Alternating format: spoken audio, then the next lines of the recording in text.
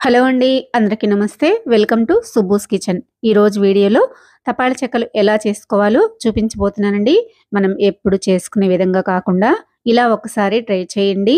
ఒకవైపు క్రిస్పీగా, ఒకవైపు సాఫ్ట్‌గా, టేస్టీగా ఉంటాయండి. తప్పకుండా ట్రై చేయండి. ట్రై చేసి మీకెలా వచ్చాయో కామెంట్ చేయండి. నా వీడియో గనుక మీకు నచ్చినట్లయితే లైక్ చేసి హైప్ చేయండి. ముందుగా అయితే ఒక పావు కప్పు పెసరపప్పుని ఒక గంట పాటు నానపెట్టేసుకొని పక్కన పెట్టేసుకోండి. ఇప్పుడు ఒక బౌల్ తీసుకొని అందులోకి ఒక కప్పు వరిపిండిని వేసుకొని పక్కన పెట్టేసుకోండి. స్టవ్ పైన ఒక కడాయి పెట్టేసుకొని మనం ఏ కప్పుతో అయితే పిండిని తీసుకున్నామో అదే కప్పుతోటి ఒక కప్పు వాటర్ వేసుకొని అందులోకి కొంచెం సాల్ట్ వేసుకొని వాటర్‌ని ఇలా మరగనివ్వాలండి.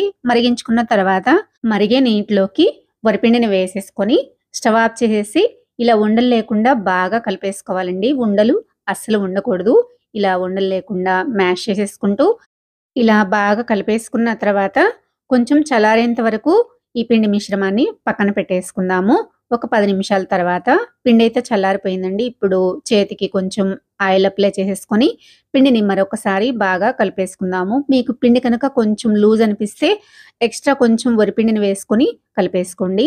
ఇప్పుడు ఇందులోకి 2 టేబుల్ స్పూన్ల వరకు నానబెట్టుకున్న పెసరపప్పు, అలానే ఉల్లిపాయ ముక్కలు, పచ్చిమిర్చి ముక్కలు, కరివేపాకుని సన్నగా కట్ చేసి వేసుకోండి. అలాగే చిన్న అల్లం ముక్కని తురుముకొని వేసుకోండి.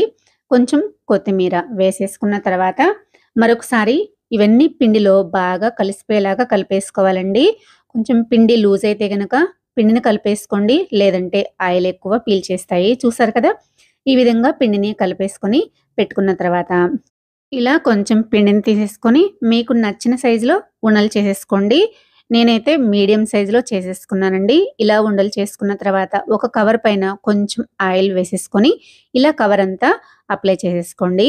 ఇలా అప్లై చేసుకున్నామంటే మనం చేతికి తీసుకునేటప్పుడు ఈజీగా వచ్చేస్తాయి. ఇలా పిండిని పెట్టేసుకొని ఇలా కొంచెం మందంగా కాదు, మరి పల్చగా కాదండి. ఇలా మీడియం మందంతో ఉండేలాగా చేసేసుకోవాలి.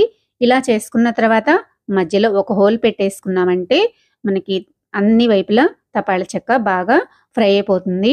చూసారు కదా! ఈ విధంగా మధ్యలో కొంచెం హోల్ పెట్టేసుకొని ఇలా పక్కన పెట్టేసుకోండి. మిగిలిన అన్ని తపాల చెక్కలు కూడా ఈ విధంగానే చేసేసుకోవాలండి. ఇప్పుడు ఒక కళాయిలో తపాల చెక్క ఫ్రై చేసుకోవడానికి సరిపడినంత ఆయిల్ వేసేసుకొని మనం చేసుకున్న తపాల చెక్కని ఇందులోకి వేసేసి ఒకవైపు గోల్డ్ కలర్ వచ్చేంత వరకు ఫ్రై చేసుకోవాలండి. ఒకవైపే ఫ్రై చేసుకోవాలి. రెండో వైపు ఫ్రై చేసుకోకూడదు. ఇలా చేసుకోవడం వల్ల ఒకవైపు క్రిస్పీగా ఉంటాయి. ఒకవైపు సాఫ్ట్‌గా చాలా బావుంటాయండి.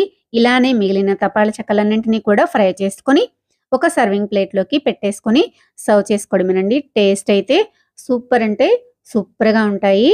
ఈ విధంగా ఒకసారి మీరు కూడా ట్రై చేయండి. చాలా అంటే చాలా బావుంటాయి. ట్రై చేసి మీకెలా వచ్చాయో తప్పకుండా కామెంట్ చేయండి.